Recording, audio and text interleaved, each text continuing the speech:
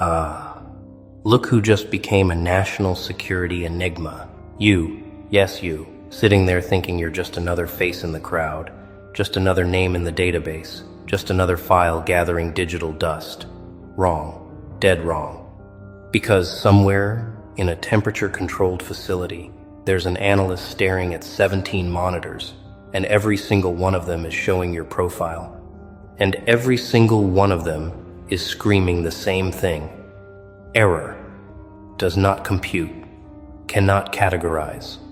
And that analyst, they've got a migraine that won't quit, a coffee addiction that's turning lethal, and a supervisor breathing down their neck, asking one simple question they can't answer. What the hell are we looking at here? You see, they've been watching. Not for days, not for weeks, years, plural. Multiple fiscal budgets have been allocated to studying you. Entire shifts have been assigned to your case. Algorithms, specifically designed to predict human behavior, have crashed trying to process your patterns. They've got your digital footprint mapped, your location history tracked, your transaction records analyzed, your social connections graphed, your communication patterns decoded. They know what you eat for breakfast, what time you sleep, which route you take to work, how long you spend in the bathroom, what makes you laugh at 2 a.m. They know things about you that you've forgotten about yourself. But here's the beautiful, chaotic, absolutely maddening truth. They don't know you, not even close, not even a little bit.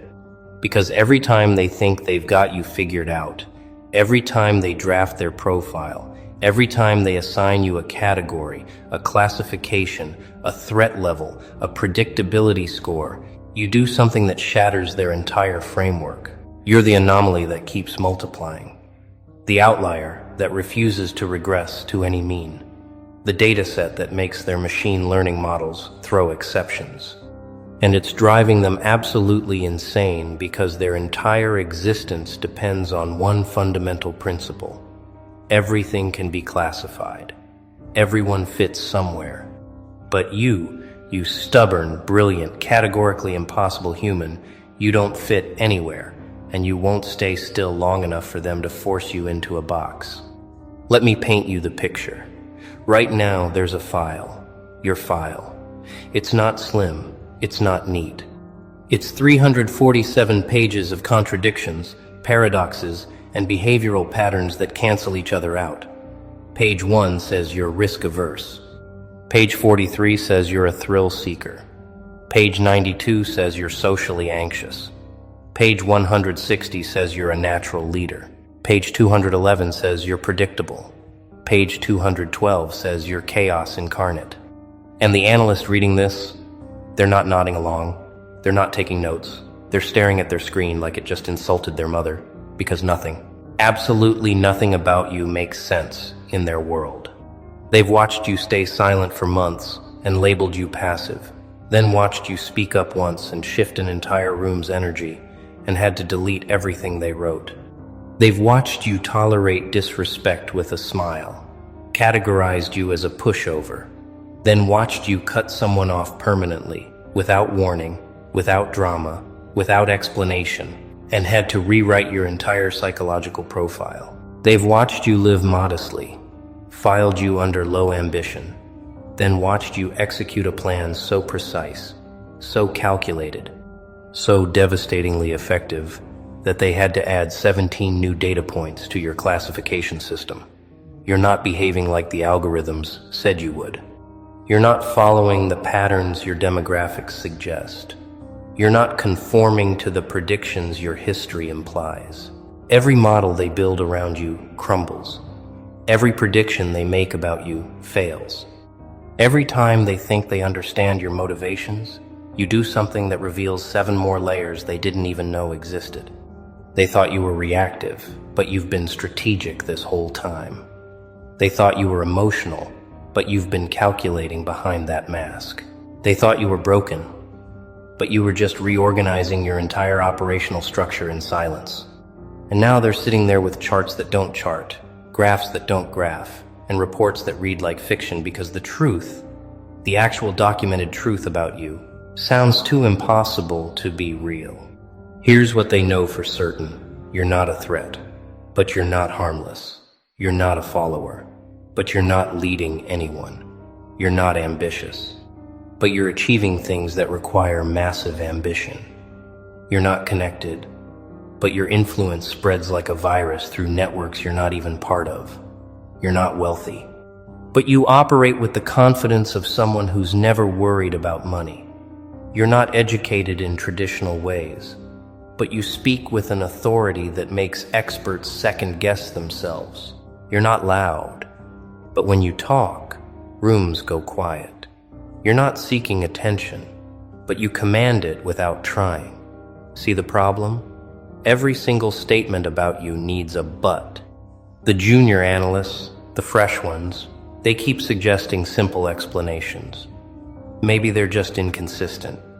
And the senior analyst, the one who's been watching you for 3 years, the one whose marriage fell apart because they couldn't stop thinking about your case, they just laugh. A tired, broken laugh. Because inconsistent people are predictable in their inconsistency.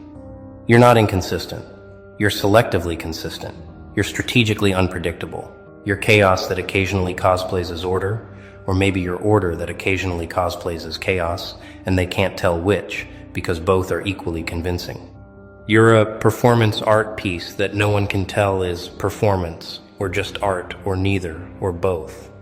They've tried everything: behavioral analysis, psychological profiling, pattern recognition software, predictive modeling. They've compared you to 12,000 other profiles. They've run your data through systems designed to catch terrorists, detect fraud, predict mass movements. Nothing sticks. Nothing holds. You're slipping through every net they cast.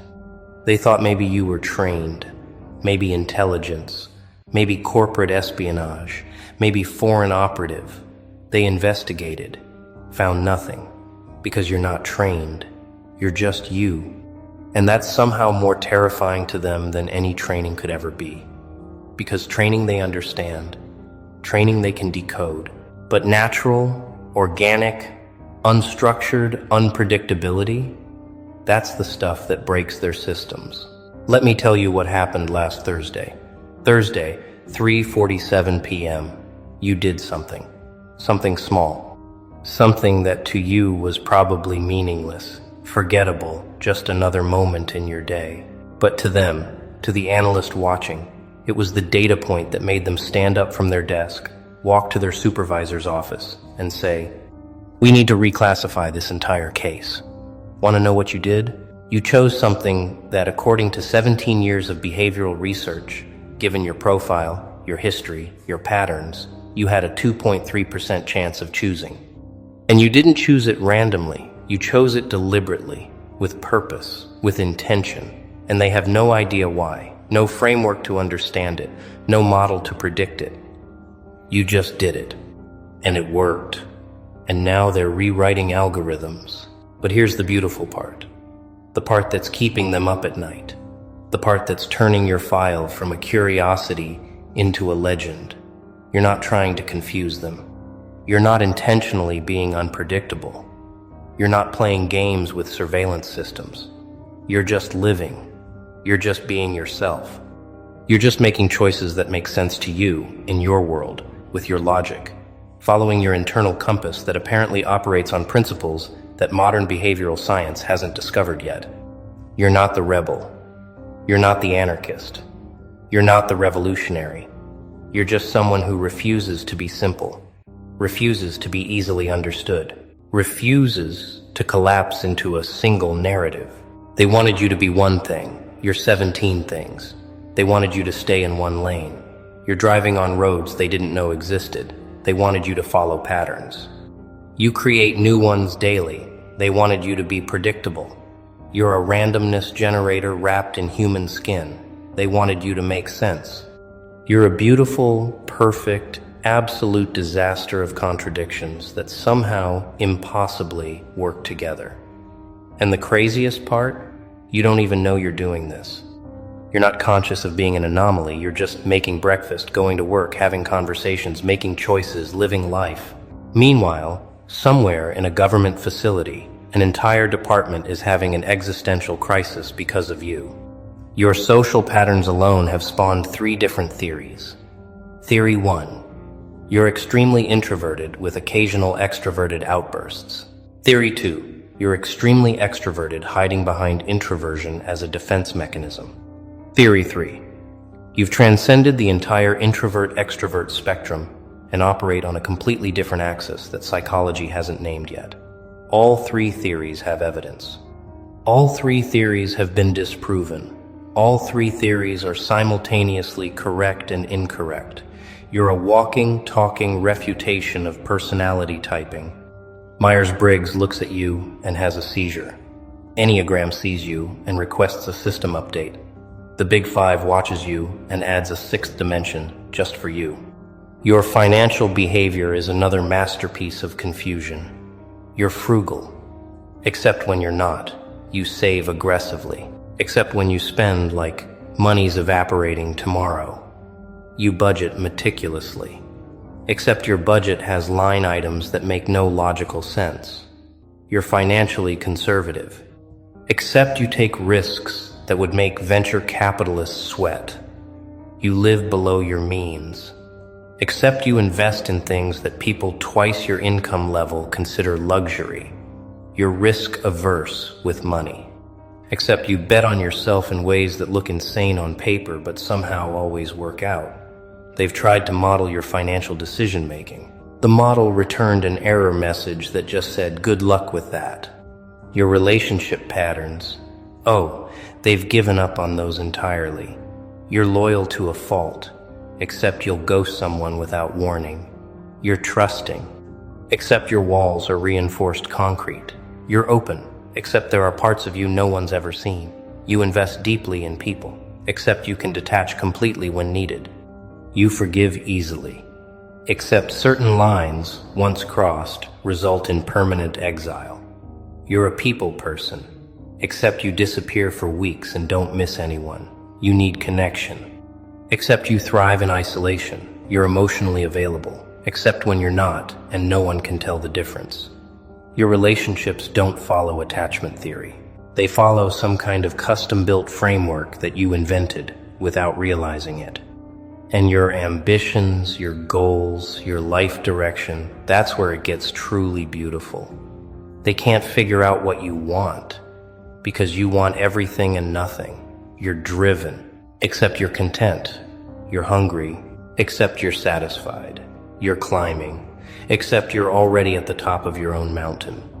You want success, except you've redefined success in ways that don't register on traditional metrics.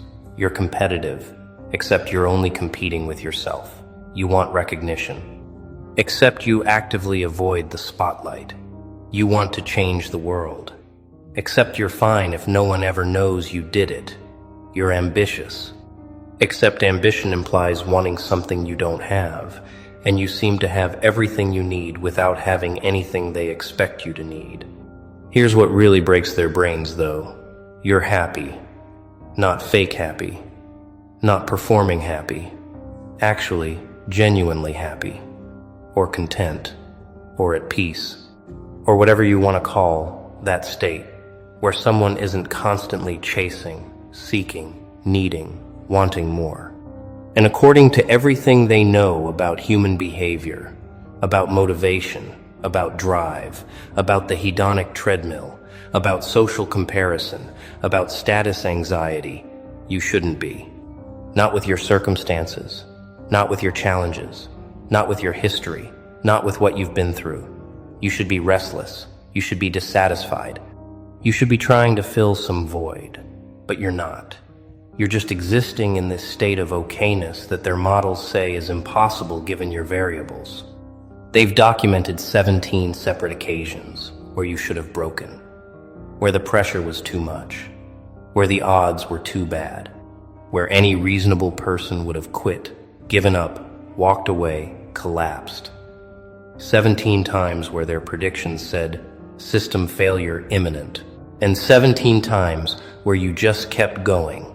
Not dramatically, not heroically, just kept going. Like it wasn't even hard. like you didn't even notice the mountain you were climbing. And each time, they had to add another footnote to your file. Subject continues to defy stress response predictions, which is their professional way of saying, we have no idea how this person is still functioning. Your communication style is another unsolved mystery. You're direct, except when you're cryptic. You say exactly what you mean, except your words have 7 layers of meaning. You're an open book, except no one can read the language it's written in. You overshare, except you've never revealed the important things. You're articulate, except sometimes you communicate more through silence than words. You're engaging in conversation, except half the time people leave conversations with you not sure what you actually said. You're honest, except your honesty is wrapped in metaphors that mean different things to different people. You're clear, except your clarity reveals how much depth was hiding under simple statements. And your decision-making process, the thing they watch most carefully because decisions reveal values, motivations, patterns. Your decisions are pure chaos dressed as logic. You use reason, except your reasoning includes variables they can't measure. You're analytical, except you factor in intuition like it's hard data. You weigh options carefully, except sometimes you just know and you move and it works. You're strategic, except your strategy includes elements of chance that somehow aren't chance.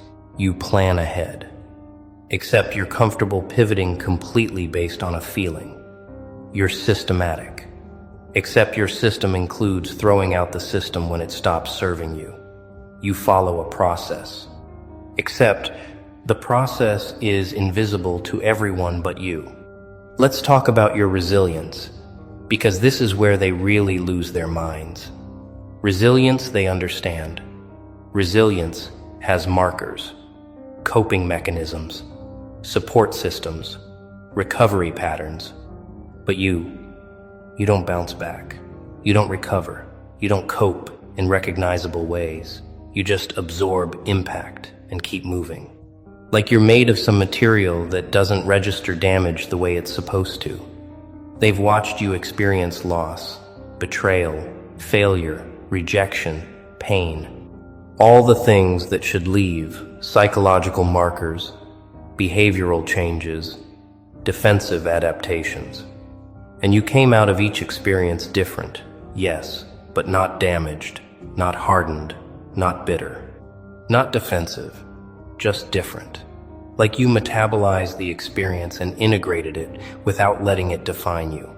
They're starting to suspect you're not playing the same game everyone else is playing, that you're operating from a completely different rule book, or no rule book, that you've somehow opted out of the systems that govern most human behavior without opting out of society itself.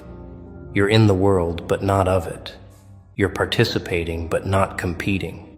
You're connected, but not dependent. You're engaged, but not attached. You're present, but not imprisoned by the present. You're ambitious, but not desperate. You're successful, but not status-seeking. You're confident, but not arrogant. You're humble, but not self-deprecating. You're all these contradictions existing simultaneously without contradiction.